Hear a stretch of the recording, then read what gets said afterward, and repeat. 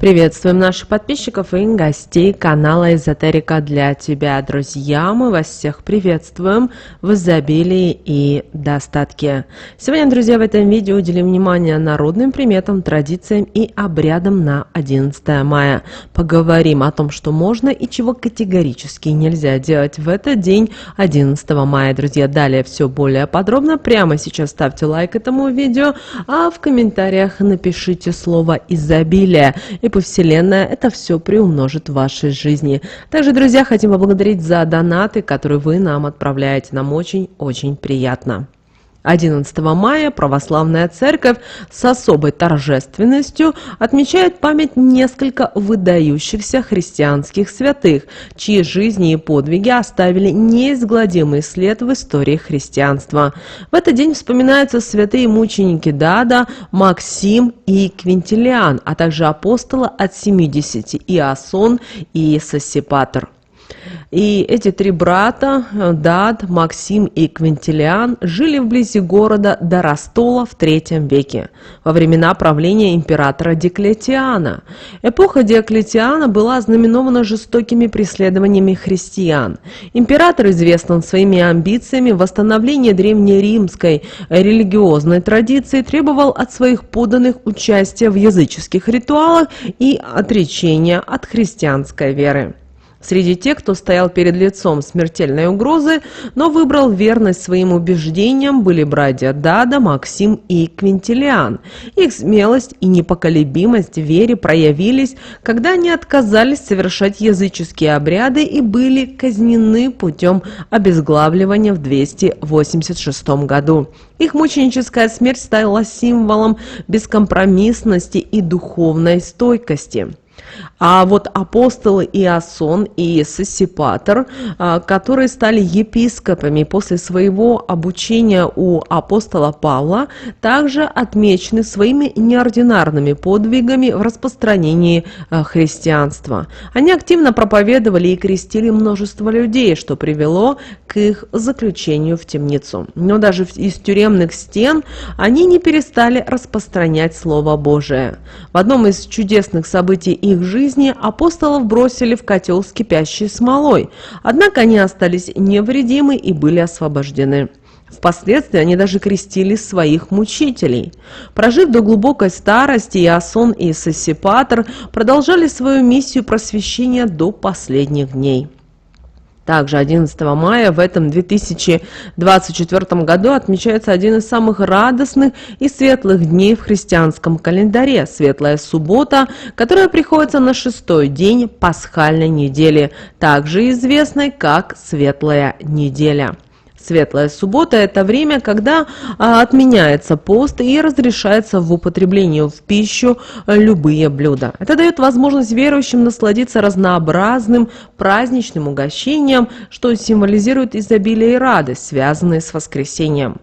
В этот день церковь напоминает о победе жизни над смертью, света над тьмой. В Светлую субботу принято устраивать игры и веселья, ходить в гости и проводить время с семьей и с друзьями. Этот день наполнен смехом, пением и танцами, что отражает общую атмосферу праздника и радости. По традиции также проводятся обряды изгнания русалок и других мифических существ, которые считаются нечистой силой. Дома могли обливать водой, что символизировало очищение и тем самым прогоняло злые духи, обеспечивая защиту и благословение на весь предстоящий год. В народном календаре 11 мая у наших предков занимало особое место. Этот день известен как Березосок, Максимов день, а также был связан с именами святых, таких как Максим и Евсей, Иосан и Мамантий. Народные приметы этого дня помогали предсказать будущее лето и ожидаемый урожай, а начало сбора березового сока символизировало возрождение и целительную силу природы. С давних времен березовый сок ценился за его удивительные целебные свойства. Начиная с 11 мая, когда природа вступает в свою полную силу, наши предки начинали собирать этот ценный напиток. Сок собирали из верхней части ствола, где он считался наиболее полезным. По народным верованиям, для усиления его лечебного эффекта больных предварительно купали в дождевой воде или терли мартовским снегом. Березовый сок издавна рекомендовался для лечения ангины, бронхитов, пневмонии, а также служил в качестве поддержки при онкологических и туберкулезных заболеваниях. Содержание фитонцидов, обладающих свойствами антибиотиков, магния и кальция делает его идеальным средством для укрепления иммунной системы и кровеносных сосудов, предотвращения атеросклероза и борьбы с весенним авитаминозом. Но не только в лечебных целях использовался березовый сок. Женщины с давних времен умывались им для улучшения цвета лица и состояния кожи. Сок помогал бороться с пигментными пятнами, веснушками и угрями. Популярной была маска из меда и березового сока, которая способствовала омоложению кожи и возвращала ей здоровый вид. Сбор березового сока – это не только была польза, но и большая ответственность перед природой. В прошлые века крестьяне собирали сок с уважением к деревьям и к лесу, стремясь не нанести им вреда. Однако с увеличением спроса на березовый сок и его коммерциализацией начались излишняя эксплуатация и повреждение берез, что привело к возникновению грустной поговорки: «Соберешь березового сока на грош, а лес на рубль изведешь». Это говорит нам о важности устойчивого и бережного отношения к природным ресурсам. 11 мая в народном календаре этот день обладал уникальными традициями, особенно связанными с лечением и применением природных даров. Этот день пронизан мистическим взаимодействием с природой, когда даже ветер мог стать источником здоровья, а сила весенних трав преобразовалась в мощные лечебные средства. По старинным поверьям, теплый ветер, который дул с юга именно 11 мая, считался носителем здоровья и благополучия. Суеверные старушки, вооруженные ладанками, небольшими мешочками, наполненные ароматными травами и молитвенными записками, использовали этот день для особого ритуала. Они выходили на перекресток, места, считавшиеся порталами между мирами, и ждали, когда подует благотворный южный ветер. По их вере, ветер, захвативший с собой благословение в ладанке, мог передать здоровье больному, на которого ему ладанку наденут. Знахари и целители этого дня активно использовали дары природы, собирая первые весенние травы для приготовления лечебных отваров. Мать и мачеха, крапива и подорожник были основными компонентами их зелий. Каждая из этих трав известна своими уникальными и лечебными свойствами. Мать и мачеха использовалась для лечения кашля и бронхита, благодаря своим отхаркивающим свойствам. Крапива была богата витаминами и минералами, поддерживает иммунную систему и помогает в лечении анемии. Подорожник ценится за его способность быстро заживлять раны и снимать воспаление. Отвары и сок этой травы традиционно применялись для облегчения кашля и как антисептическое средство. В частности, подорожник был известен не только как средство для заживления ран, но и как эффективное средство против рожи, заболевания, вызывающее сильное покраснение и опухоль кожи. Свежие листья подорожника, особенно если они были заговорены, накладывали на пораженные участки, сменяя повязки несколько раз в день, чтобы максимизировать лечебное воздействие. Сбор трав и использование природных ресурсов требовали от знахарей не только знаний, но и уважения к природе. Это напоминает нам о важности устойчивого отношения к окружающей среде и мудрости, которую можно черпать из народных традиций и практик. Святой Мамий, который почитается в этот день, известен своим мученичеством во II веке. Согласно преданию, он пострадал за Христа вместе с 6 разбойниками, которые обратились к вере. В народных поверьях Руси святой Мамий считается покровителем коз и коров. Есть такое понимание, что святой Мамонтий коровам молоко дает. Это выражение напрямую связано с обилием свежей сочной травы в мае, которая способствует увеличению и молока у животных. Таким образом, фигура святого воплощает связь между небесным покровительством и земным благополучием, что особенно ценится в аграрных обществах. Также обращаем ваше внимание, что 11 мая это был день, когда на Руси начинали сбор березового сока, ценного и полезного продукта. В старину это был важный и трудоемкий процесс, который требовал знаний и умений. Сок, полученный из берез, использовался не только как питательный и вкусный напиток, но и как средство для ухода за кожей. Женщины умывались березовым соком, веря в его омолаживающие и увлажняющие свойства. Конечно же, современный мир отошел от традиции самостоятельного сбора сока, предпочитая покупать его в магазинах. Однако даже из покупного сока можно извлечь пользу, применяя его для ухода за кожей или в качестве легкого детокс-напитка, помня о том, что все-таки употреблять его в больших количествах все-таки не рекомендуется. Еще одним важным обычаем этого дня являлось умывание теплой водой.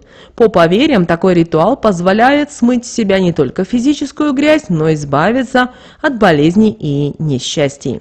Это символическое действие направлено на очищение как тела, так и духа, давая старт новому начинанию и освобождая от негатива прошлого. Максимов день также был известен как время, когда следует просить прощения и прощать. Этот день предлагает каждому возможность освободиться от старых обид и восстановить порушенные связи. Прошение и прощение – это были мощные инструменты для восстановления мира и гармонии в личных и в семейных отношениях. Семейный ужин вечером служил кульминацией этого дня, символизируя единство и согласие. Это время, когда семья собиралась за столом, чтобы поделиться событиями дня, обсудить будущее и, самое главное, провести время вместе, укрепляя семейные узы. Согласно народным приметам и традициям этого дня, березовый сок в Максимов день имел особенную силу и значение.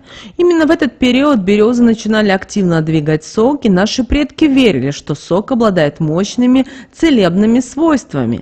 Тем не менее, существовало строгое табу на его употребление ради удовольствия в этот день. Народные приметы гласят, что непочтительное отношение к соку, такое как его питье без целебной необходимости, может привести к почечным заболеваниям. Кроме того, Максимов день березовый сок использовался не как обычный напиток, а как средство для лечения и защиты здоровья. Сок применяли в качестве настоя, который помогал изгонять лихорадку и другие болезни. Он использовался как внутреннее средство, так и наружно. Больные умывались или поливались соком, что по поверьям способствовало их скорейшему выздоровлению. Приметы и табу Максимова дня служили напоминанием и о глубоком уважении к природе, которое проявлялось в осторожном и разумном использовании ее ресурсов. Эти традиции помогали сохранять баланс и гармонию в отношениях человека с природой, а также подчеркивали веру в то, что природные элементы могут иметь как целебное, так и вредное воздействие в зависимости от способа их использования. Согласно традициям, Максимов день крайне не рекомендовалось умываться обычной водой. Дело в том, что это могло привести к появлению пигментных пятен на коже. Вместо этого предпочтение отдавалось березовому соку, который не только предотвращал появление новых пигментных пятен, но и помогал избавиться от уже существующих веснушек и угрей. Это связано с уникальными свойствами березового сока, который содержит активные биофлавоноиды и другие полезные вещества, способствующие улучшению состояния кожи. Кроме того, интересная народная примета была связана с употреблением чая с медом в Максимов день. Такое сочетание могло привлечь к человеку неприятные или даже назойливые знакомства, от которых будет сложно избавиться. Это поверье, возможно, коренится в символическом значении меда как привлекающего вещества, а чай может символизировать общение или собрание. Особенно строгое табу казалось ухода и за маленькими детьми. Запрещалось в этот день подстригать волосы и ногти малышам, которым еще не исполнилось 3 года. Такие действия могли привести к ослаблению здоровья ребенка и вызвать различные болезни. Это было связано с тем, что волосы и ногти несут в себе жизненную силу ребенка, и их обрезка может негативно сказаться на его энергетическом балансе. Кроме того, одной из уникальных традиций этого дня являлся запрет на прокалывание ушей. Согласно народным приметам, прокалывание ушей Максима в день могло привести к потере слуха. И это поверье основывается на представлениях о том, что любое вмешательство в тело может вызвать нарушения не только физические, но и энергетические.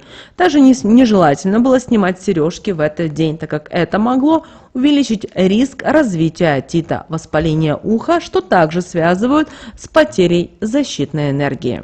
Также в этот день категорически не следует заниматься ремонтными работами в доме, такие как клеить обои, красить или белить стены. Такие действия могут привести к потере удачи и здоровья. Также это было поверье связано с тем, что изменения в доме в неудачный день могут нарушить домашний уют и гармонию, что отразится на всех его обитателях. Также в этот день особое табу касалось плакучих ив. Дело в том, что останавливаться у плакучих ив, обнимать их или сидеть под ними крайне было нежелательно, так как это могло привести к серьезным неприятностям или даже бедам. Ива, как дерево, которое традиционно ассоциируется с грустью и печалью, в народных поверьях было связано с несчастьями, которые она может передать человеку. Вот такие, друзья, народные приметы, традиции и обряды на этот день 11 мая. Друзья, прямо сейчас ставьте лайк этому видео. Также на экране вы сейчас видите два всплывающих окна. Друзья, это следующие рекомендованные видео для вас. Нажимайте на то видео, которое вам на интуитивном уровне понравилось больше, и смотрите. Друзья, всех вам мыслимых и немыслимых благ. Услышимся с вами уже буквально в следующем видео.